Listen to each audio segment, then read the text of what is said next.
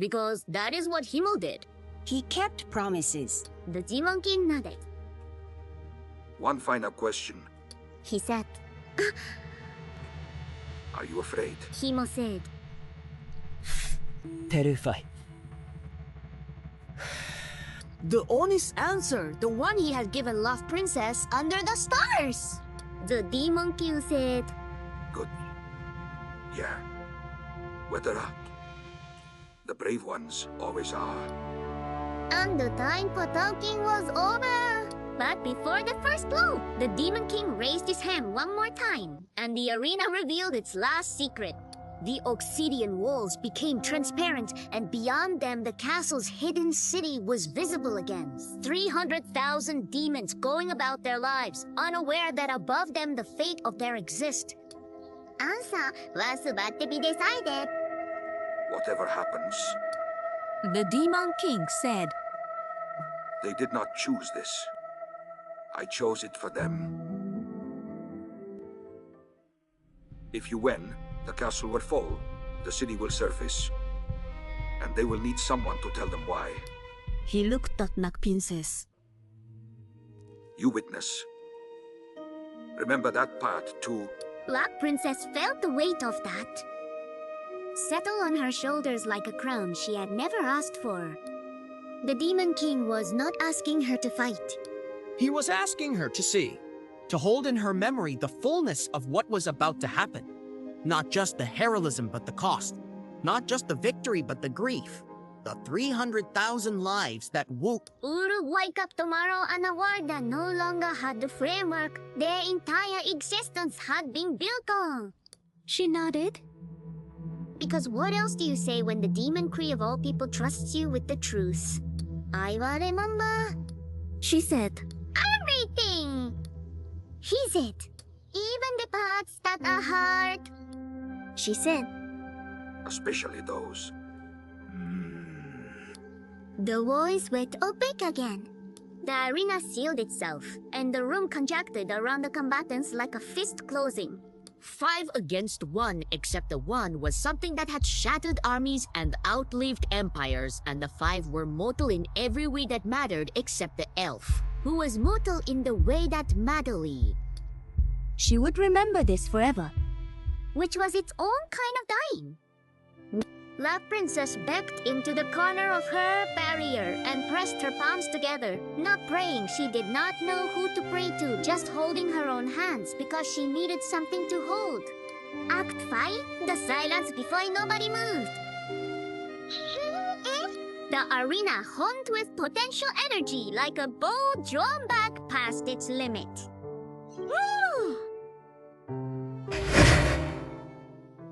The Demon King stood with his arms on his sides and his gold eyes moving between the 4 combatants with the magic calculation of someone running mathematics too complex for spoken language. He was assessing them, not their strengths. He knew their strengths. He had watched them for 10 years. He was assessing their formation, their eye contact patterns, the microscopic body language that said which one would move first and which direction they would move. He was reading them like she will the loading screen, waiting for the right moment to resolve. Himmel held his ground, sword angled across his body in a guard position she had seen him use 100 times.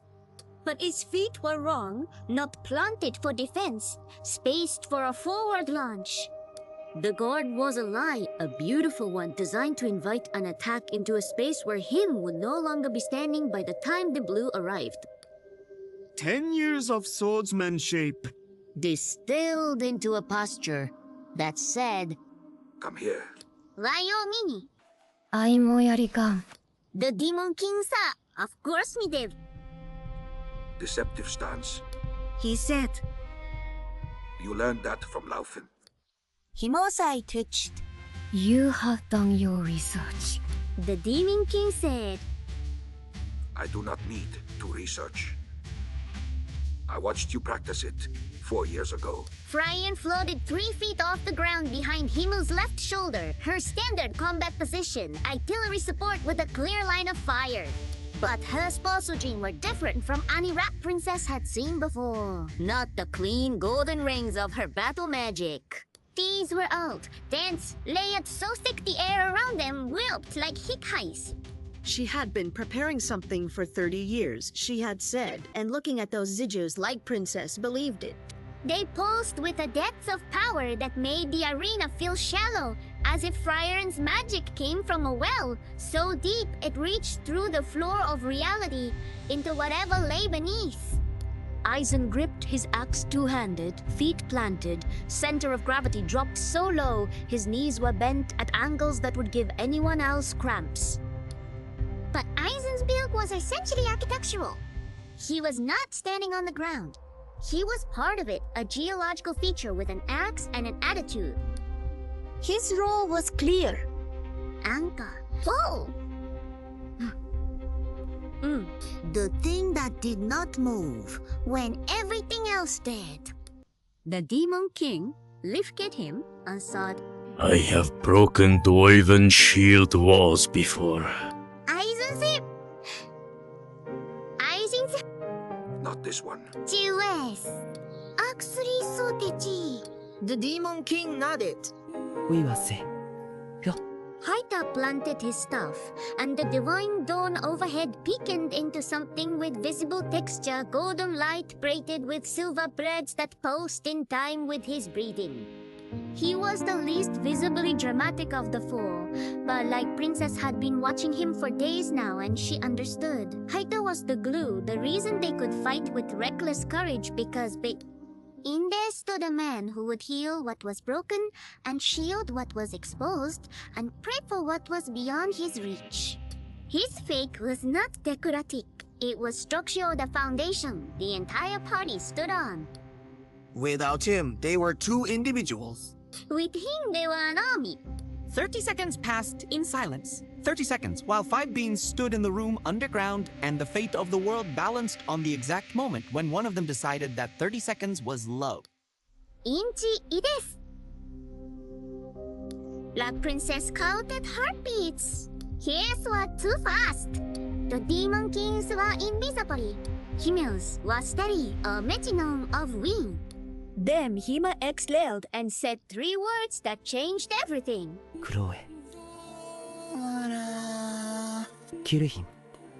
And the elf, who had been holding back for 30 years, who had prepared for this moment since before Mad Princess was born, who had calculated and recalculated and verified every variable, opened her ear.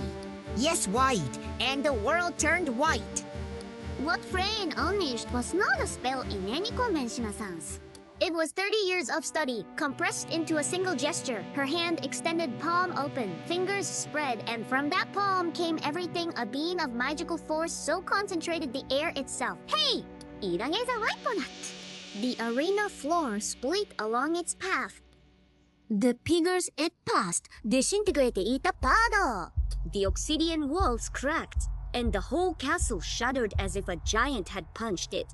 The beam hit the Demon King dead center, and the impact was not a sound, it was a silence, a void where sound used to be, as if the force was so absolute it had killed the air that would have carried nice. The dust cleared.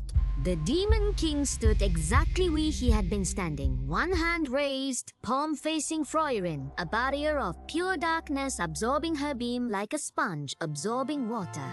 But his fruit had moved, pished-bashed 3 inches into the shown floor.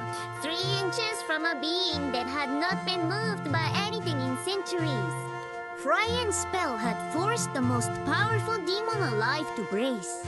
His gold eyes found her through the fading light, and something in them changed. Not fear, not yet, but the recalculation of someone who had assumed the outcome was certain and was now revising that as Sashi. You have been hiding this. He said, and for the first time his measure Kaposha carried the undertone of genuine surprise. Frian said nothing. She simply raised her other hand, and the second beam was stronger than the first. The Demon King caught it, but the stream showed dark veins of force crept across his barrier. His feet caused Kippa fellows in stone. And in that moment of divided attention, Himmel moved not from the friend where the demon king expected him, from below. Himmel had dropped to the floor during the flash and slid across the polished stone on his back with his sword extended upward. The blade found the gap between Derrier and the demon king's body and beat into his side. The demon king's roar was not rage. It was surprise. Black blood sprayed across the arena floor and sizzles where it landed. He swept his arm, and a wave of force launched Himmel 20 feet through the air. But Aizen was there standing where Henry would land, braced like a wall.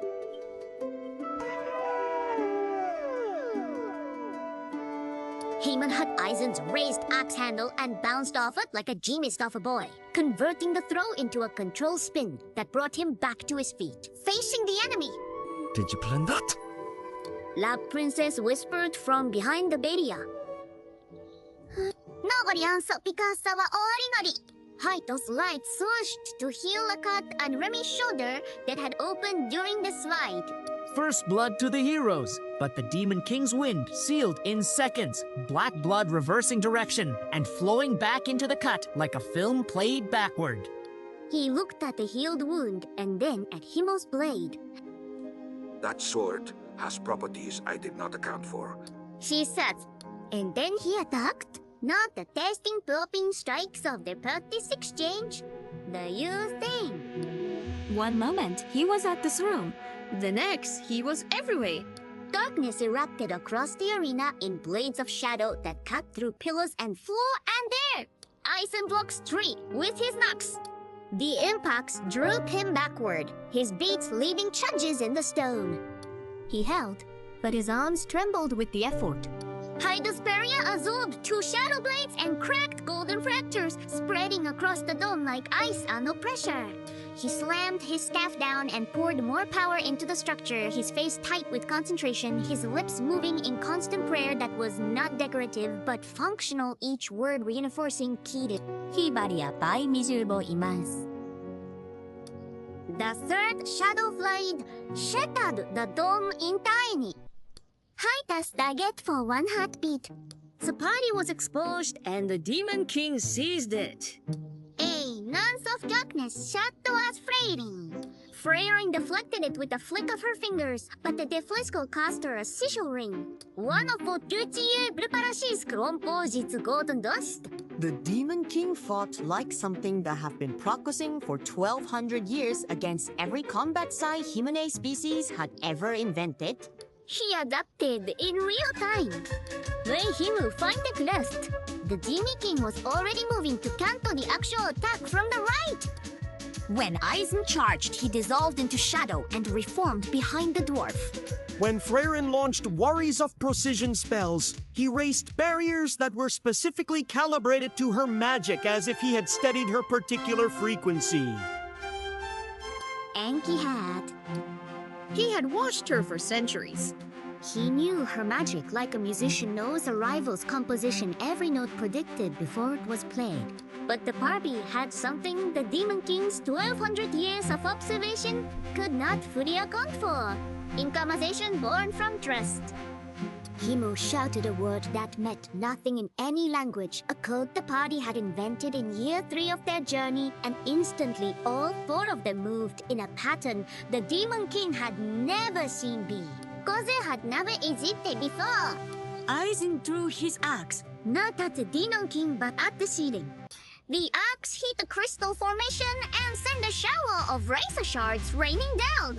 The Demon King raised a dome to deflect them, and in that fraction of destruction, Hyder slammed his staff into the ground, and a pillar of divine light erupted directly beneath the Demon King's feet. The light caught him, held him divine energy warping around a body that had never been touched by prayer. The Demon King strained against it, and the pillar cracked, but it held for 3 seconds. 3 seconds was enough. Freyrin used all 3 seconds. She poured everything. She had prepared every sigil, every layered spell, every year of her 20-year arsenal into a single focus point. The spell had a name, but names were irrelevant. What mattered was the light. White and absolute, a sun compressed to the size of a fist and launched at the speed of will. The impact broke the world or felt like it. The arena floor shattered outward from the point of contact. Blutskoraxt! The ceiling split, and real sky appeared through the cracked nightfall stars visible through the dusk and falling stone. La Princess Barrier held through the shockwave, but she felt its flex. The Demon King's barrier, protecting her, strained against the force of Friaren's attack like a window in a hurricane. For one impossible second, it looked like the fight was over. Friaren's light consumed everything at the impact point, and nothing could exist within that absolute brilliance. Then the light died, and the Demon King was still standing barely. His armor of darkness was gone. His robes were ash. His body was visible for the first time, gray skin lined with black wings that pulsed with fading power 1,200 years, written on a form that looked almost fragile without its defenses. One arm hung at an angle that suggested it was broken. One of his gold eyes had gone dark. Bato ata bont baita de nga ba? He looked at Friaren and said through a jaw that was not entirely intact. Now I am afraid. And then he gathered everything he had left and the real fight began. What came next was not combat. It was survival. The Demon King abandoned strategy and unleashed 1,200 years of accumulated magical rage. The arena dissolved. The castle walls fell away. They fought in the skeleton of the fortress, now under open sky, on broken ground that shifted and crumpled with every impact. Fumi took a blow to his ribs that sent him spinning into a collapsed wall. Haito Barrier reformed 3 times and broke 3 times.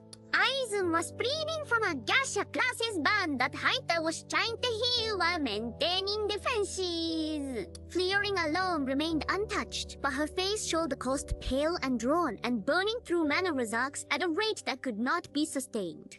It has to be na. Hemi said, pulling himself up from the ripple with his sword still in his grip. His ribs were cracked, maybe broken. His breathing was shallow and wet, but his eyes were clear, and his voice carried the authority of a man who had led a party through 10 years of war and never once made the wrong call at the moment it mattered most. Aizen, Hodef, Haita, Elgini Habt, Frae, one more. Final positions. The party moved without hesitation. Aizen did exactly what I always did. The impossible thing that nobody asked for. Because they did not think to ask. He threw his axe aside, the weapon that had defined him for 40 years. He threw it away, and he charged the Demon King with nothing but his hands. The Demon King swung a blade of darkness that should have cut Aizen in half. Aizen cut it! Bare hands gripping a sword made of pure destructive energy. His palms sealed and smoked. The pain must have been beyond words, but his grip did not loosen, because Aizen had decided the Demon King was not going to move, and when Aizen decided something, the laws of physics submitted a 4. My complaint got rejected. Haita planted his staff and stopped playing for defense. He prayed for one thing, light. Not barriers, not healing, just light. Pew! Unconducted wire radiance poured from his staff like dawn, breaking inside a room. The light did not damage the Demon King, but it illuminated every shadow he attempted to summon. His darkness-based attacks withered in the brilliance. His shadow teleportation failed. He became visible, solid, unable to phase or dodge or dissolve, trapped in his physical form by a priest who had decided that the most important player of his life was not for protection but for truth. Freya dug into Razel's. She did not know she had. Past her 30-year preparations, past her standard combat allay, past the power she used for daily magic and the power she kept for emergencies, and the power she had looking from everyone for thousands. And years. She reached into the deepest will of her being, the place where a millennium of existence had compressed raw mana into something that was not just magical force, but memory.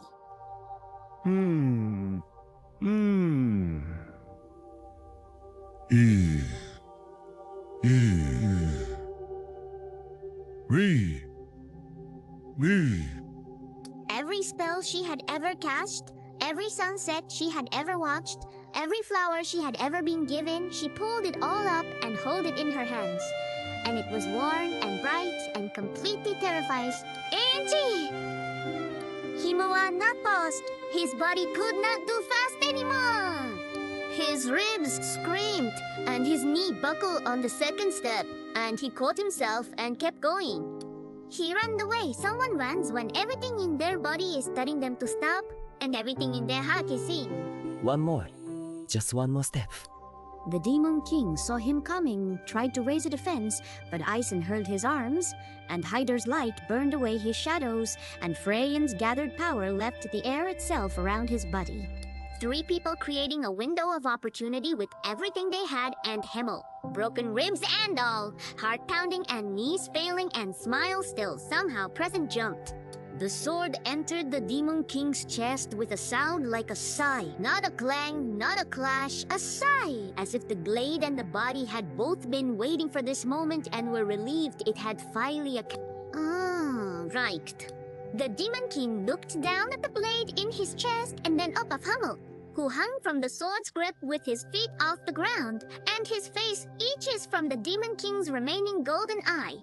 The eye studied him, studied the man who had set out at 17 to do this exact thing and had not stopped until he did it.